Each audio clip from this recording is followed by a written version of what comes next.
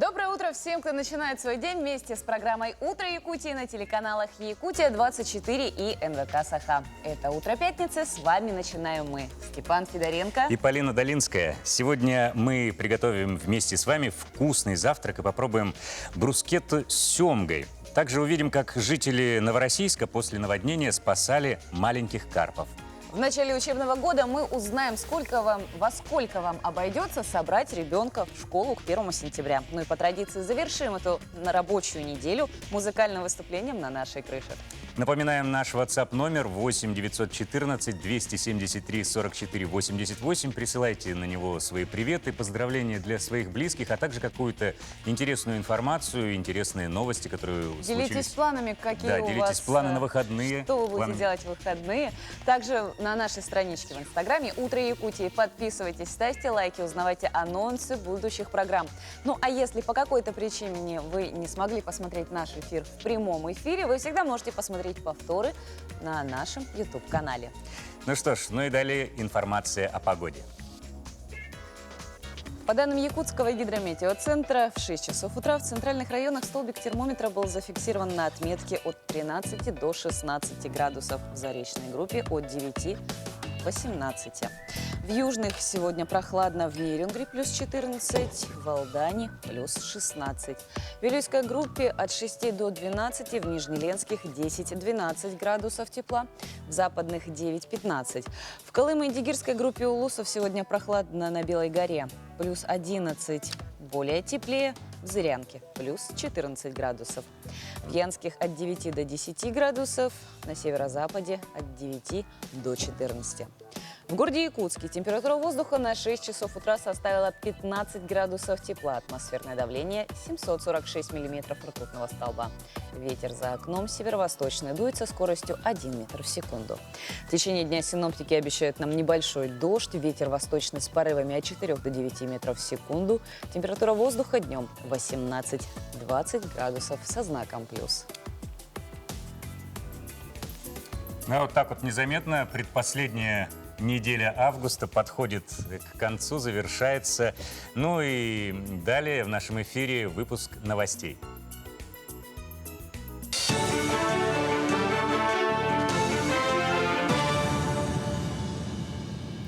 Приветствую студию «Утро Якутии». Здравствуйте, это новости к этому часу, в студии Влад Давыдов. Для добровольцев, которые борются с лесными пожарами, в Якутии организуют медосмотры. Обследования будут проводиться на базе поликлиник Якутского онкодиспансера, Национального медицинского центра и офтальмологической больницы. Для этого будет четко отработана маршрутизация осмотра, а добровольческий штаб подготовит списки.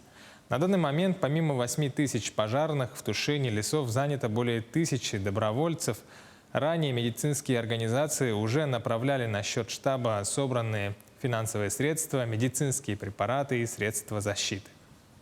Считаем, что сегодня необходимо провести какие-то отсроченные исследования. То есть мы для себя приняли решение, что это будет где-то через 2 недели, когда, если заболевание формируется, оно уже будет определяться нашими врачами. Это однозначно будет либо зеленый коридор в поликлиниках, если мы определимся, что это большое количество народу, либо если это будет небольшой контингент, порядка 1000-1200, как вот сегодня нам предварительно говорят, то мы определим единую медицинскую организацию, разобьем по графикам и будем приглашать их на диспансеризацию сами, чтобы это было комфортно и удобно в первую очередь нашим добровольцам. В республике продолжается ремонт объектов культуры в рамках празднования столетия якутской автономии. Работы проводятся за счет федеральных средств в 2 этапа. Так будет отремонтировано 2 театра. Это Саха-академический, где проводится замена покрытия фасада, и театр коренных малочисленных народов Севера. Там предусмотрен капитальный ремонт актового зала и кабинетов 1-го этажа. Кроме того, работы проводятся и в Якутской балетной школе. Там были отремонтированы 3 танцевальных зала, часть кровли и система пожарной безопасности. Объем финансирования, который мы получили на эти работы, составляет больше 150 миллионов в течение 2 лет. А в целом план нам дает возможность получить федеральное финансирование республиканское на объем 350 миллионов рублей на реализацию крупных значимых событий. Торжественные линейки, посвященные ко Дню знаний, пройдут в школах республики в традиционном формате, но с соблюдением противоэпидемических мероприятий. 1 сентября новый учебный год для 148 тысяч школьников, в том числе для 16 тысяч первоклассников, начнется в очной форме. Все образовательные организации республики обеспечены средствами защиты по требованию Роспотребнадзора. Ну а торжественные линейки будут проведены для всех классов по графику с выделением отдельной зоны для родителей. Также работа образовательных учреждений будет организована строго с соблюдением всех санитарно-эпидемиологических требований. Это все новости к этому часу. Слово коллегам. Наш тренер Светлана Кобякова покажет вам несложные и очень эффективные упражнения для суставов. Так что, друзья, пусть ваше утро будет добрым и бодрым. Так делайте зарядку вместе с нами. Доброе утро, дорогие друзья! Приглашаю вас присоединиться к моей... И теперь начинаем разминать свой позвоночник. Колени мягкие. Делаем повороты вправо-влево. Скручиваемся и ощущаем, как разминается позвоночник в грудном и поясничном отделе. Теперь заглядываем на противоположную пятку, скручиваемся больше. В конце поворота выдох. Хорошо, закончили. Еще одно упражнение на позвоночник – это журавль, пьющий воду. Руки сложили на живот, колени мягкие. Вдох, вниз сначала идет поясница, грудь, плечи, голова. Вверх, поясница, грудь, плечи, голова. Пропускаем волну по позвоночнику от копчика до основания черепа. Ощущаем, как волна передается от позвонка к позвонку. Дышать не забываем. Вдох, выдох. Вдох, выдох. Отлично. И теперь обратное движение. Черепаха выглядывает из панциря. Вниз сначала идет голова, плечи, грудь, поясница. Идем до самого низа. И дойдя до низа, сначала вверх идет голова, плечи, грудь, поясница. Копчика. И в последний раз давайте. Вдох, выдох. Дышать не забываем. Вдох, выдох. Поднялись. Хорошо. Стряхнули. Напряжение со спины. Теперь разминаем тазобедренные суставы движениями из стороны в сторону. И поехали круговые движения. И сань, сыу. Обратно. И сань, сыу. Теперь разминаем колени. Поставили ноги вместе. Ладони положили на колени. Ладонями помогаем коленям вращаться. Поехали. И сань, сыу. В обратную сторону. И сань, сыу. Открываем, закрываем. И сань, сыу. В обратную сторону. И сань, сыу. Хорошо, выпрямили ноги. Мягко давим на колени, ощущая, как растягиваются подколенные связки. Чуть согнули колени, чуть округлили поясницу. Выпрямляемся. Стряхнули ноги. И теперь разминаем лодыжки. Поехали, вращаем ногой. И сань, сыу. Обратно. Сань, сыу. Поменяли ногу. И сань, сыу. Обратно. Сань, сыу. Ну что ж, мы сделали простейшую суставную гимнастику. Теперь давайте настроимся на позитивный рабочий день. Ноги поставили на ширину плеч. Колени мягкие, поясницу расслабили. Плечи свесили вниз. Макушкой тянемся с едва заметным усилием к небу. Ладони можно сложить на пупок. Прикройте глаза. Вспомните самый счастливый момент жизни. Внутренне улыбнитесь и наполните энергией улыбки все свое тело, все пространство вокруг себя, спереди, сзади, слева, справа, сверху, снизу. Сияйте своей энергией улыбки, освещайте все вокруг, как солнце. И опускаем руки, приставляем левую ногу к правой, выпрямляем ноги. Всем хорошего дня, будьте здоровы и счастливы! Ну что ж, немножко взбодрились, и теперь пришла пора немножко подкрепиться. И сейчас мы поделимся с вами рецептом вкусного и очень полезного завтрака. Приготовим брускетту с семгой, с авокадо и шпинатом. А приготовить поможет нам бренд-шеф ресторана «Шпинат и мясо».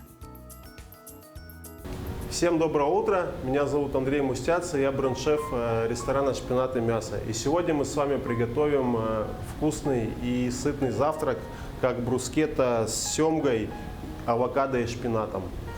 Для этого нам понадобится, собственно, семга, которая очень богата витамином омега-3, брускетта, авокадо, помидоры черри, шпинат, яйцо, творожный сыр, соль, перец и кунжут. Итак, приступим к приготовлению. Для начала нам нужно поджарить нашу брускетту. Тем временем, пока поджаривается брускетта, я подготовлю помидоры черри, разрежу на 2 части. Добавлю шпинатик, соль, перец, немного оливкового масла и сок лимона.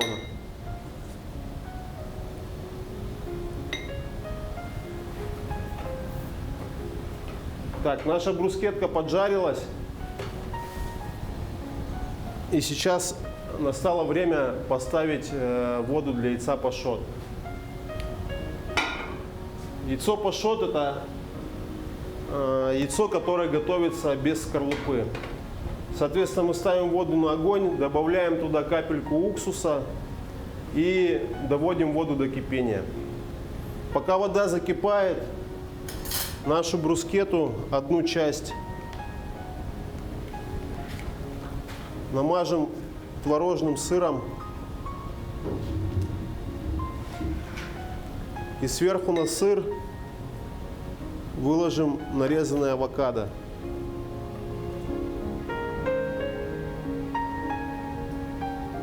Сверху на авокадо выкладываем нарезанную семгу, слабой соли. Украшаем салатиком из шпината и помидоров черри. Наша вода закипела, огонь ставим на минимум и венчиком или ложкой делаем воронку. В эту вороночку вбиваем аккуратненько наше яйцо и варим примерно 2-2,5 минуты на медленном огне. Итак, наше яйцо пашот готово. Шумовочкой его вытаскиваем из воды и выкладываем сверху на рыбу. Посыпем кунжутом и можно его надрезать, чтобы желточек у нас растекся. В завершении украсим прекрасно вот этой микрозеленью. Итак, наша брускетта с семгой, авокадо и яйцом пашот готова. А я желаю всем приятного аппетита и хорошего дня. Жители Новороссийска после наводнения спасают маленьких карпов. Рыбы оказались в соленой морской воде и могут погибнуть.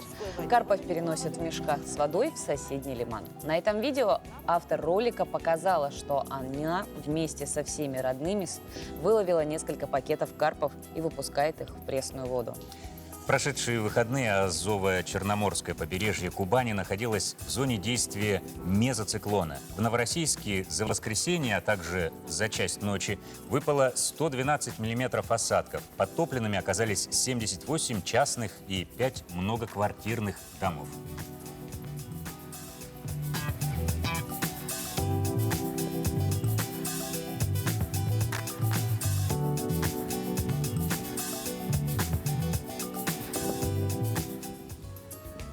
Считанные дни остались до 1 сентября, и вновь школы распахнут свои радушные двери. Ну и пока школьники наслаждаются последними летними деньками, их родители уже находятся в предшкольной мандраже, суете и немножечко на нервах. Ну а сколько стоит собрать ребенка в школу, мы узнаем в нашем следующем сюжете.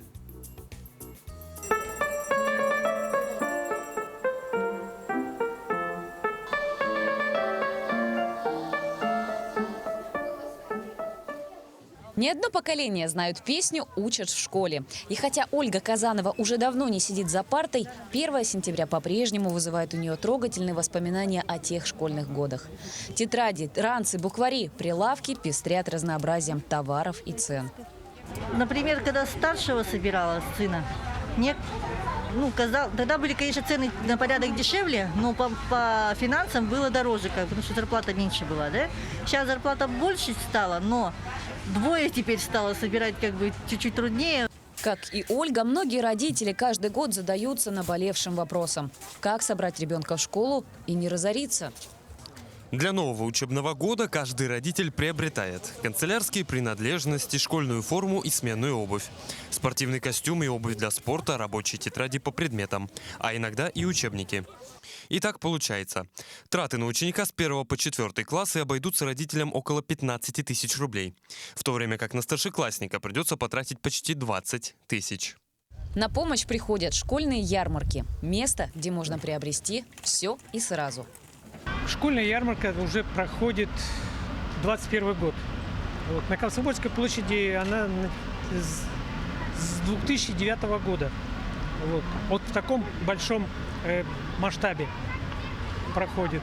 Люди знают, что здесь можно приобрести сразу все в одном месте. Любой размер, любой фасон, рост, вес и так далее.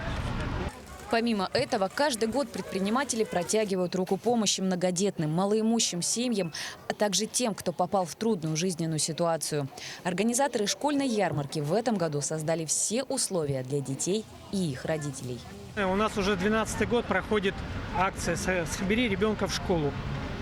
Это предприниматели собирают детей, многодетных, малоимущих семей от комитета по делам несовершеннолетних, от мэрии.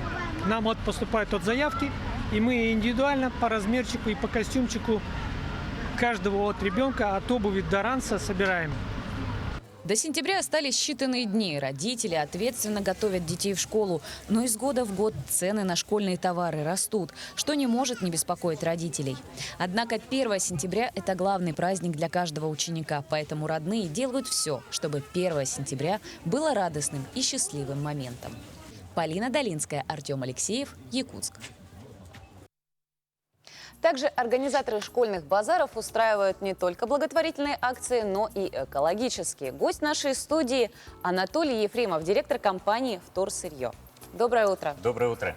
Доброе Анатолий, расскажите, пожалуйста, подробнее о вашем проекте. То есть впервые в этом году в Якутске пройдет экологическая акция «Собираемся в школу с заботой о природе». Вот расскажите, почему вы решили в ней участвовать? Расскажите про эту акцию. Наша акция, получается, началась, точнее, с 7 августа по 6 сентября.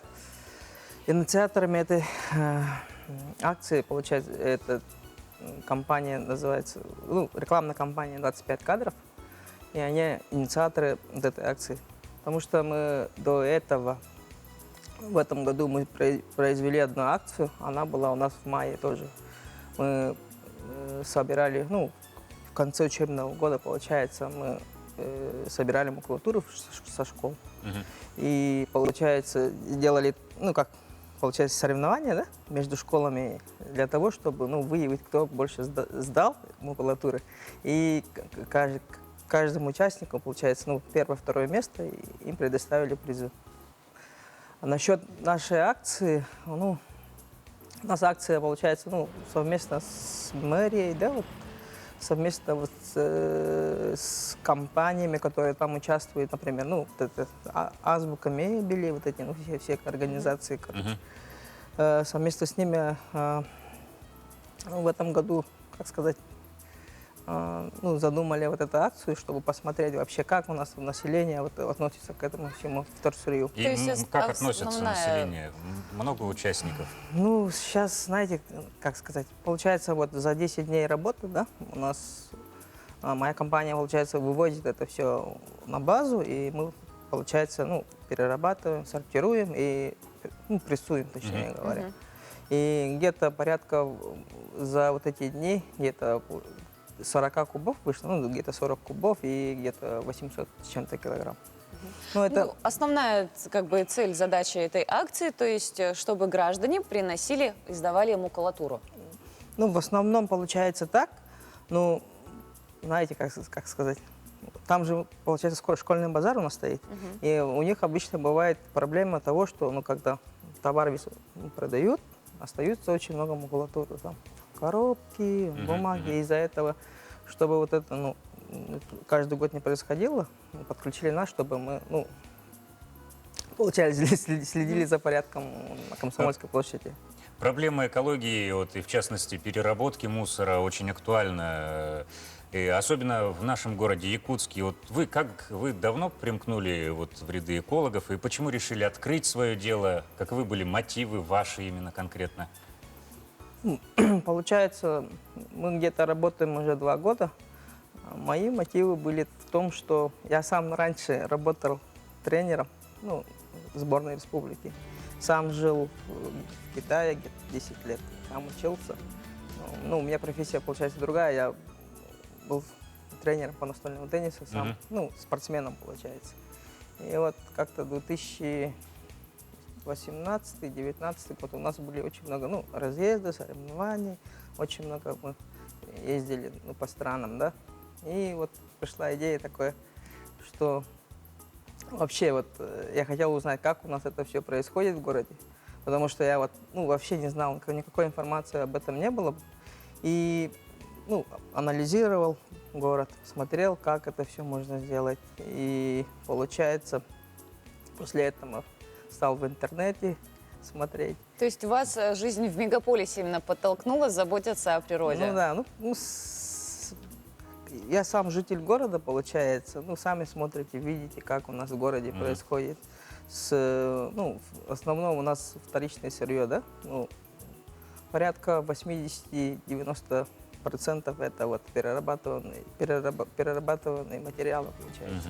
Ну нет, но это, мне кажется, очень актуально. Это за этим будущее, мне кажется. Все равно никуда нам не деться от мусора, надо его как-то будет перерабатывать. Буквально несколько лет назад у нас только в городе именно горожане приняли эту идею, именно раздельная сортировка мусора. Раздельные мусорные баки. Но, к сожалению, вот, сдавать вторсырье у нас нет возможности в самом городе его перерабатывать, вот весь полученный куда материал. этот мусор отвозится? Нет, смотрите, вот насчет перерабатывающего завода сейчас, наверное, ну, как скажу, наверное, нам к этому еще, ну, рано, по-моему, потому что у нас сейчас население нужно приучить к этому. То есть объемы еще недостаточны? Да, недостаточно объемов.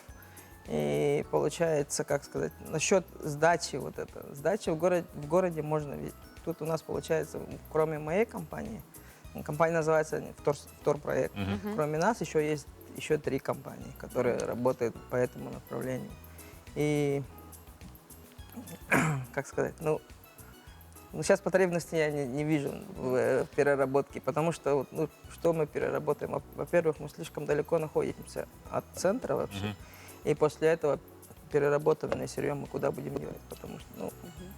Ну вот последний вопрос. То есть для того, чтобы горожан заинтересовать в участии в этом проекте, то есть его нужно замотивировать. Я знаю, на школьном базаре у вас проходит акция, то есть принеси макулатуру и получи подарок или приз.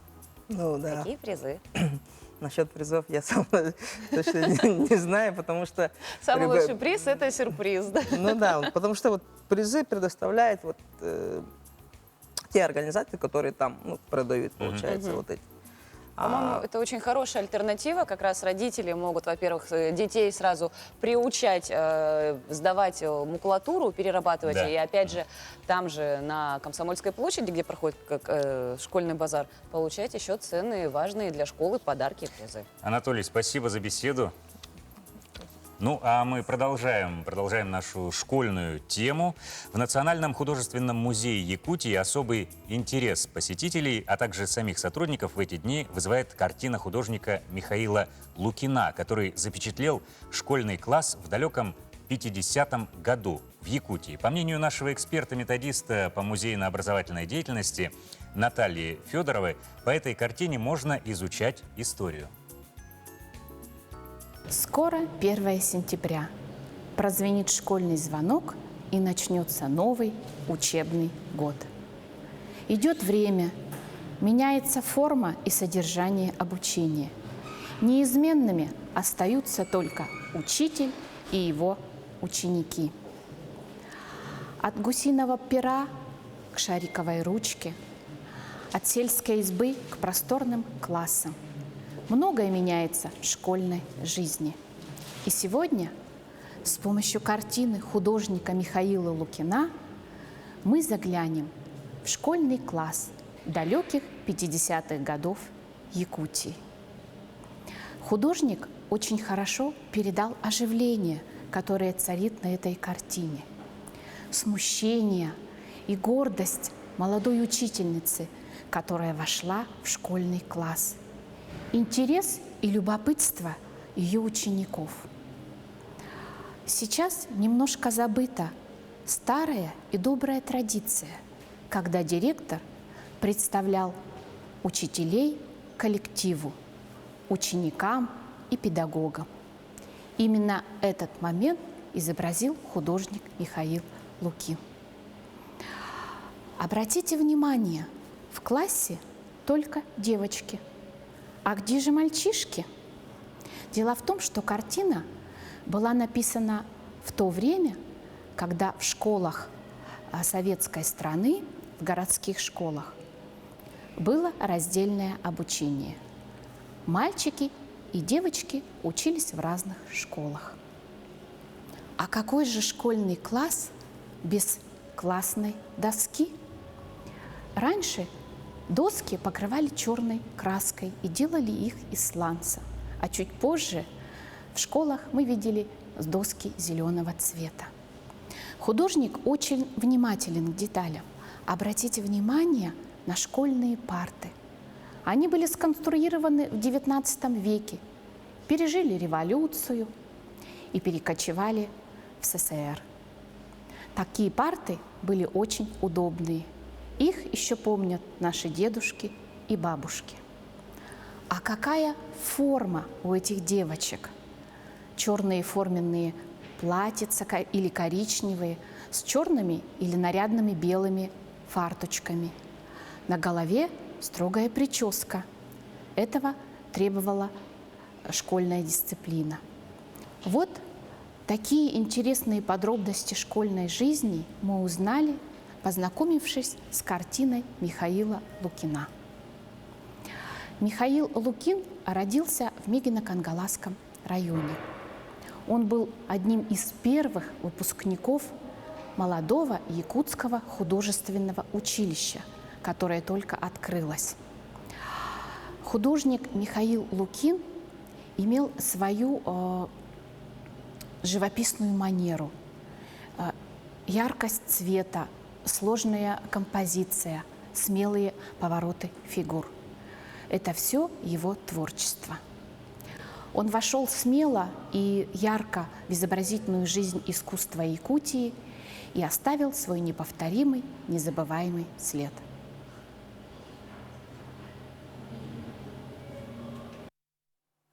К одним из самых необычных праздников во всем мире относится День лени, который отмечают 20 августа. Правда, этот праздник пока что отмечают неофициально. А знаешь, почему его вообще про него так мало что слышно? Почему? Потому что лень отмечать его. Ну, вообще, на самом деле, цель этого праздника не для того, чтобы воспевать лентяев, а для того, чтобы, наоборот, предупредить стрессы и переутомление, что очень сейчас важно в наше время. Ну, а какие еще даты и события значимые произошли сегодня, мы узнаем из нашей следующей рубрики.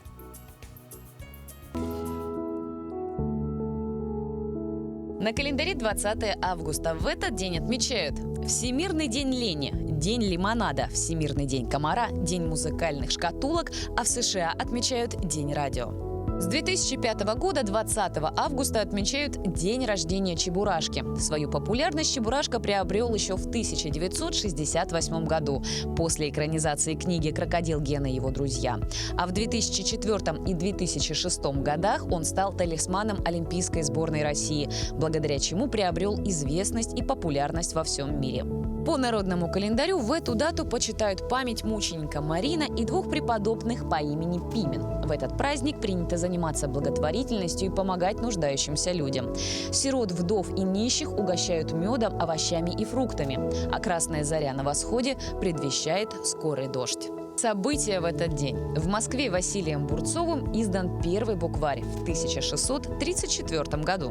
В этот день были запущены фонтаны и каскады Петергофа. В Советском Союзе был создан ДОСААФ – Добровольное общество содействия армии, авиации и флоту. В этот день родились Вильям Похлебкин – советский и российский ученый, историк, географ, журналист и писатель. Василий Аксенов родился в 1932 году – советский российский писатель-прозаик. Андрей Михалков-Кончаловский – советский и российский режиссер театра и кино, сценарист, народный артист России.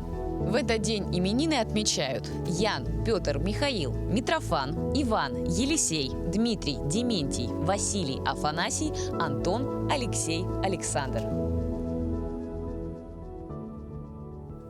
В честь огнеборцев ежедневно будут включать подсветку телебашни города Якутска. В тушении пожаров в Якутии задействовано свыше 3500 человек из 16 регионов страны.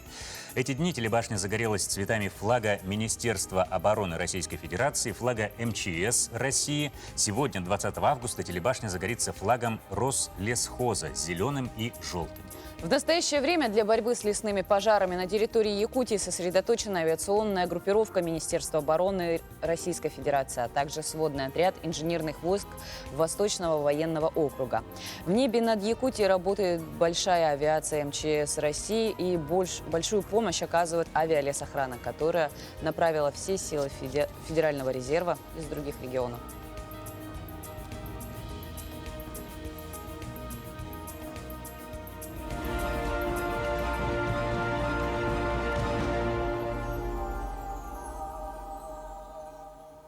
Ну а сейчас узнаем актуальные, интересные, свежие новости.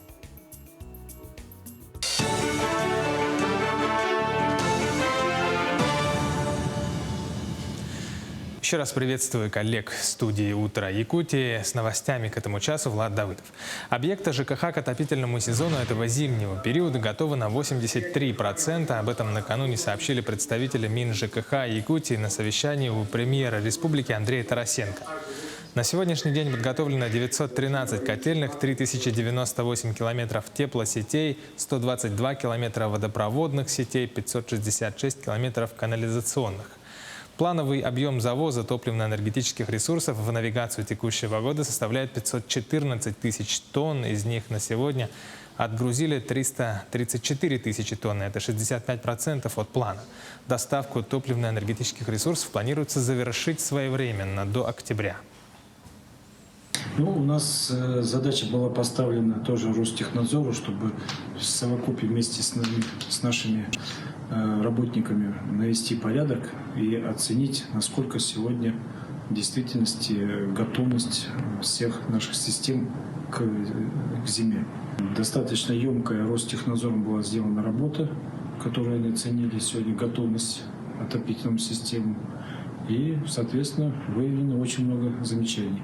Эти замечания сейчас мы устраняем, потому что лучше их сделать сейчас, чем зимой. Мы потом будем бегать и искать на холоде и людей морозить. Поэтому задача одна из таких самых главных – быть в готовности и иметь запас материальный, чтобы все это вовремя устранить, поставить. И, соответственно, непрерывность тепла этого подачи у нас должна быть обеспечена людям. Якутске состоялось торжественное открытие международного форума «Аграрная наука сельскохозяйственному производству Сибири, Казахстана, Монголии, Белоруссии и Болгарии». Мероприятие приурочено к столетию установления дипломатических отношений между Монголией и Россией. В течение 2 дней ученые обсуждают насущные темы, связанные с аграрным сектором. У форума есть несколько целей. Это создание условий для усовершенствования и реализации системы, связанной с агропромышленным комплексом, также ресурсоснабжение и экологизация, обмен опытом и мнениями для повышения качества жизни населения. В конечном результате мы должны сделать так, чтобы аграрный сектор, самый большой сектор территориальный, да, найти пути пространственного развития и сделать высокодоходный наш аграрный сектор.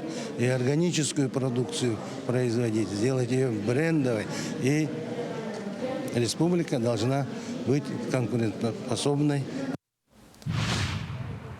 Абитуриенты, желающие поступить на обучение по программам бакалавриата и специалитета, могут подать документы в Северо-Восточный федеральный университет до 23 августа. Набор на обучение продолжается по очной, очно-заочной и заочной формам на места в рамках контрольных цифр приема, оставшиеся вакантными после основного этапа зачисления.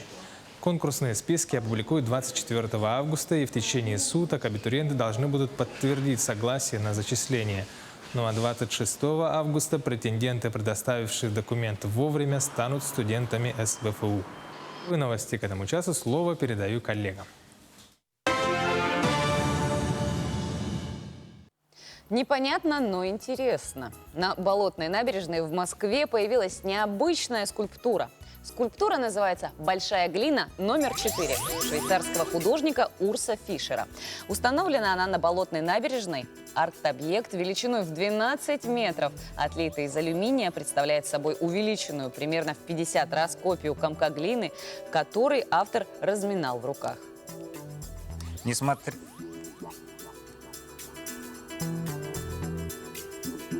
Никто ничего понять не может, ну, в принципе, да, как и вы, но очень много людей все равно, именно вокруг нее, посмотрите. Такой центр притяжения.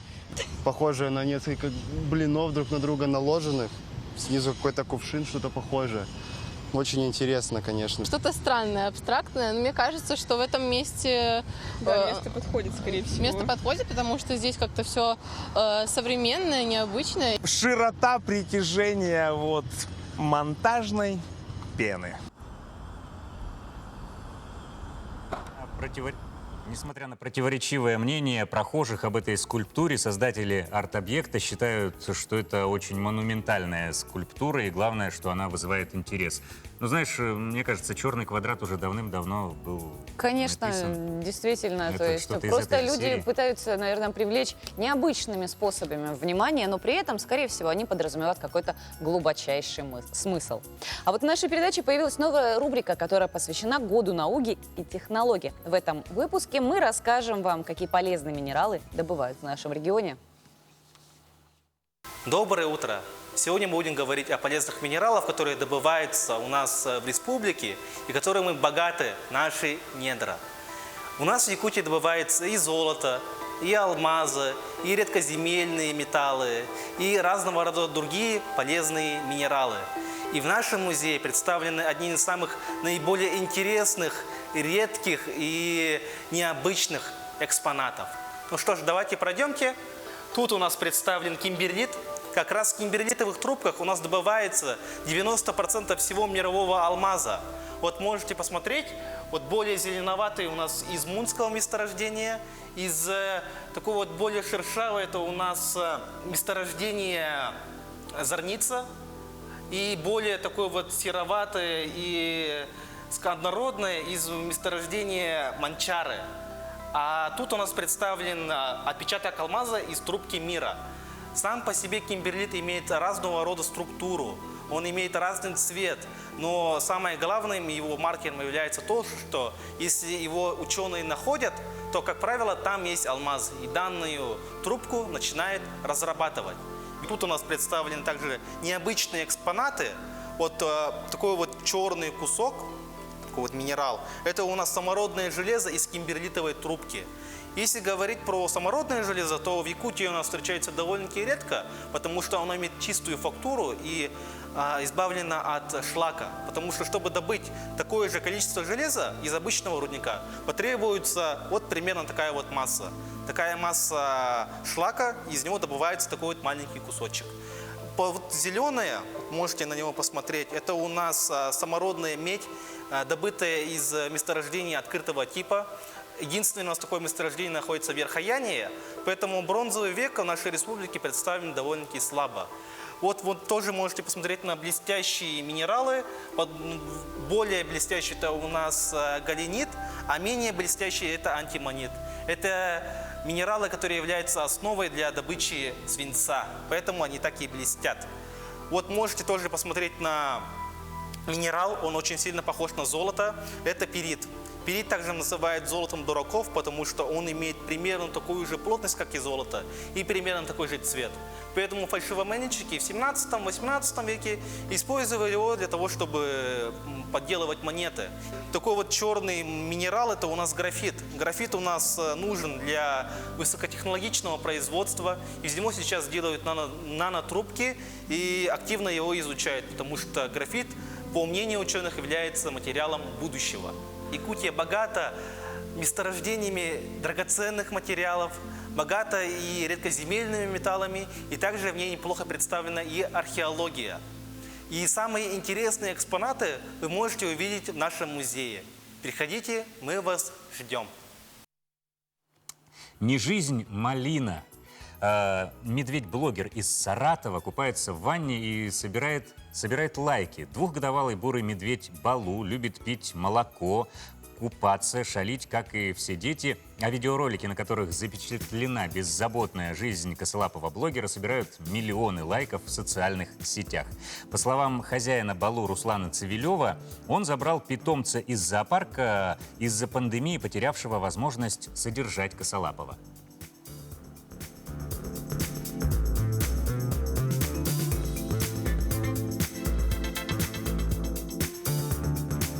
Мы его забрали в годик.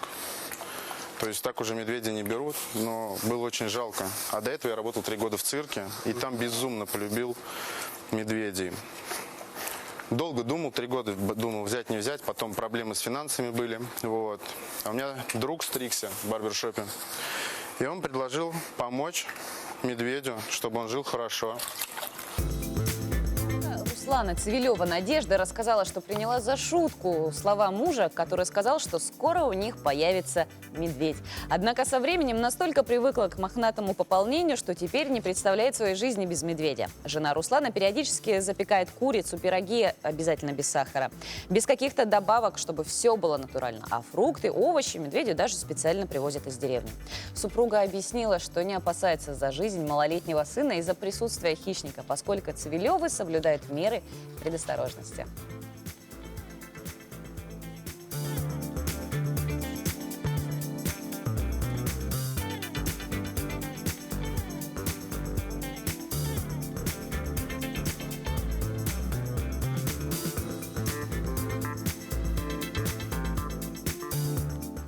А потом мы удивляемся стереотипному мнению американцев о том, что у русских медведи живут прямо дома. Нет, знаешь, кстати, фотография города Якутска где-то 50-х годов я видел в интернете. Там прям на поводке, не фотография, видео, прям на поводке выгуливали медведя. Вот я подумал, интересно, а если этот медведь подрастет и захочет медведицу и уйдет гулять? Вот страшно, наверное, будет. А потом, а если он вообще свою семью новую приведет? Медведицу. Медведицу с медвежатами, скажет, да, ребята, как бы подвиньтесь, молодым нужна комната, да. Готовьте курицу на 2. Отлично. Нелегок сельский труд в маленьком хозяйстве. Поселок Большие Хатыми находится в 100 километров от Нерингри. Коренная жительница держит в личном хозяйстве коров, лошадей, кур и индюков. Утро у семьи начинается с дружного хора питомцев. Еще в детстве Юта мечтала о лошадях, любила, тянулась к этим красивым животным со всей страстью. Ее мечте суждено было сбыться несколько лет назад, когда семья приобрела машину – железного коня. Следом появились и живые. Приобрели машинку, мы сразу поехали с лошадьми. Я сразу нашла, сразу привезли, и все. И сразу душа успокоилась. Все, вот мы их любим, вот они просто у нас живут. А лошадка нам досталась с города Благовещенска. Вот. Там на продажу выставили, и мы ее купили вот чисто для себя. Как я посмотрела на него первый раз, и все, и прям сразу влюбилась. Конечно, держать живность в поселке, где поблизости нет пастбищ, нелегко. Приходится покупать овес из Амурской области, а сено и солому чаще из Якутска. Но любовь к животным пока не считается со сложностями, и суровые якутские зимы нипочем рысакам с их заботливой хозяйкой. У нас есть конюшня, и мы их заводим туда только на ночь, потому что у них подшерсток вырастает достаточный для того, чтобы даже на 50 градусов вот они стоят, кушают, лишь бы всегда у них было сено. Подкатываем им рулон сена, они стоят и едят целыми днями. Подзамерзли, пробежались по поселку, опять кушают, стоят, а на ночь только, конечно. Супруг у Юты – дальнобойщик, поэтому ежедневные заботы о подворье ложатся на плечи женщины. Хорошо, что у него есть помощники в лице внуков. 11-летний Артем каждое лето приезжает к бабушке с дедушкой. Парнишка не понаслышке знает про труд деревни и ловко справляется со своими обязанностями. Королевская курочка, редкой породы. Несет почти стандартное яичко, только белое. Кушает мало, чем к обычной курице. Свое небольшое хозяйство дает ежедневно свежие яйца, молоко, сливки, творог. А если что-то остается, Егоровы доставляют продукцию в город на продажу. Тем более уже есть постоянные клиенты, любящие вкусные, здоровые, экологически чистые деревенские продукты. Для Юты все животные словно ее дети. Слушаются, танцуют вальс, а некоторые даже пытаются сказать слово «мама». 5 ее лошадей и пони частенько становятся участниками массовых уличных праздников в Нерингри, а с недавних пор с удовольствием катают желающих у себя в поселке. Ведь верховая езда – это отличная возможность снять стресс и накопившуюся усталость, забыть на время о проблемах и заботах, улучшить свою физическую форму и здоровье. Ну и, конечно, это ни с чем не сравнимые эмоции и общения с умными животными. Тамара Игнатьева, Захар Головин, Нерингри. Здорово. Как ты думаешь, ты бы осилила вот такую вот деревенскую жизнь с заботой о таком количестве домашних животных? Ну, я никогда в этой среде, если честно, не жила, поэтому у меня абсолютно отсутствует какой-то навык или хотя бы какие-то понятия о том, как вот ухаживать за этими животными, какие есть нюансы. Да, это, конечно, красиво, это интересно, это было бы очень полезно для всей семьи, особенно где есть маленькие дети, потому что уже давно как бы доказано, что вот именно с лошадями терапия специальная есть для ребятишек. А ты знаешь, я слышал, что есть такие прямо как туры, туристические маршруты такие. Просто приезжаешь в деревню, тебя селят в домик. Да, и можно применить на себя весь вот сельский труд. Там доишь с утра корову, пасешь также коров там и так далее. Все, носишь воду. Это же насколько нужно устать от цивилизации. И платишь за это, причем деньги хозяевам за жилье, но при этом кушаешь экологически чистую продукцию и... Ну, я думаю, жизнь в большом городе, она все больше и больше подталкивает нас к тому, что многие все-таки хотят оказаться поближе к природе. Это утро пятницы для нас, для жителей Якутска, началось с небольшого дождя. Давайте мы узнаем, какая погода нас ожидает в течение дня и какие планы нам строить на выходные. По данным Якутского гидрометеоцентра, в 6 часов утра температура воздуха в центральных районах составила 13-16 градусов, в заречной группе 9-18.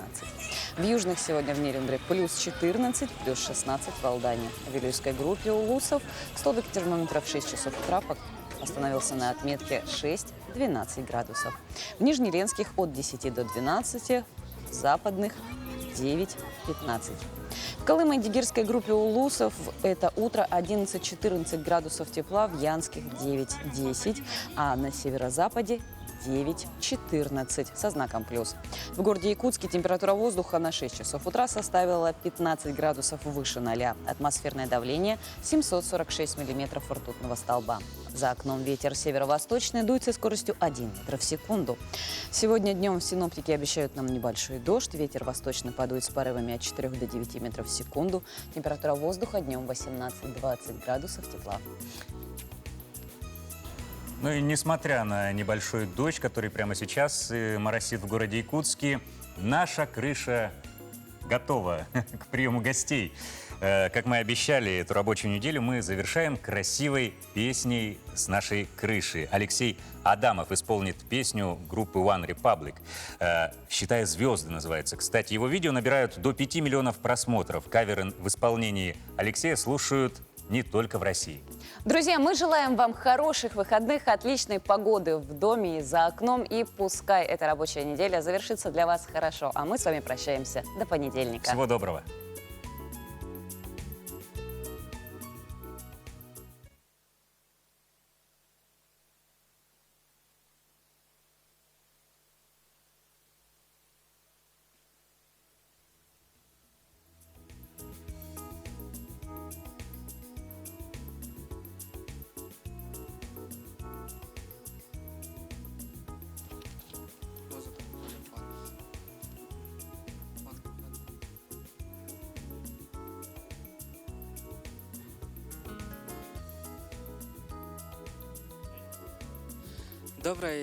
Доброе утро, Якутск.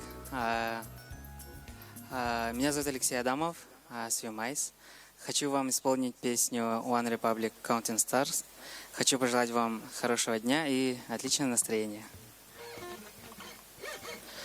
Lately I've been losing sleep, dreaming about 10 things that we could be. But baby, I've been praying hard, seeing all my cup and dollars will be cup and stars. Yeah, we'll be cup and stars.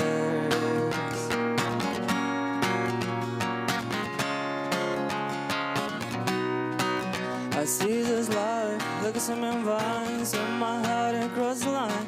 In my face, the flesh inside. Shake it up for you, shall find the old. But I'm under old, yeah. But I'm under old. I don't think so. What a song. I'm just doing what I told. I feel something so wrong, doing the right thing. I feel something so wrong, doing the right thing. Cool the line. Everything but kills me, makes me feel lately. I've been losing sleep, dreaming about 10 things that we could be. But baby, I've been paying hard, seeing all my cup and dollars will be cup and stars. Lately, I've been losing sleep, dreaming about 10 things that we could be. But baby, I've been playing hard, seeing all my cup and dollars will be cup and stars.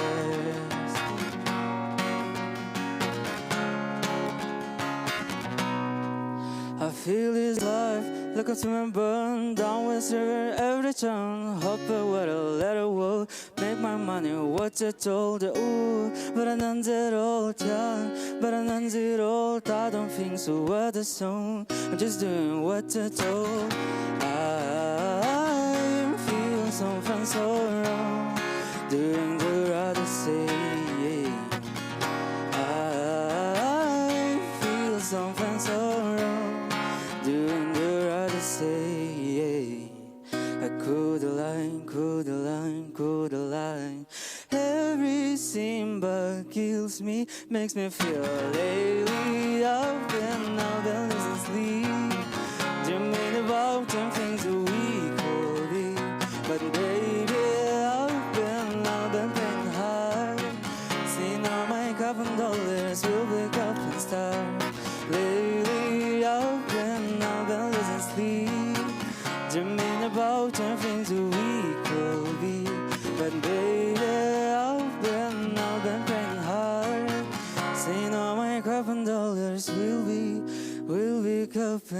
this time.